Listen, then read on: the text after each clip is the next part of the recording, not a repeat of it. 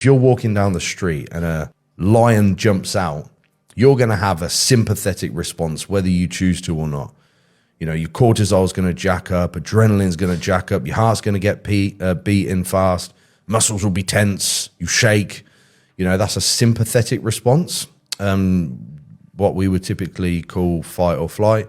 On the other side of the equation, we've got the parasympathetic response, aka rest and digest. So like a decrease in heart rate, an increase in neurotransmitters like GABA, a decrease in cortisol, a decrease in adrenaline.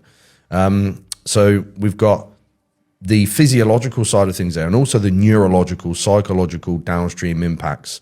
Like parasympathetic would be associated, like we said, with more GABA, potentially more serotonin in some respects, in some circumstances.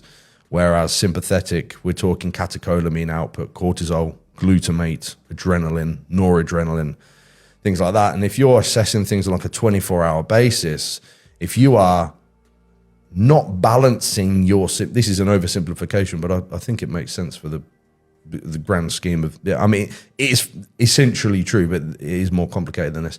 If you're not balancing your sympathetic tone with sufficient parasympathetic tone, over time that accumulates fatigue. What we might call like chronic stress would be a lack of, think of it like training volume. If your training volume far outweighs your ability to recover from that volume, over time, fatigue accumulates and you're unable to recover and adapt from the stimulus.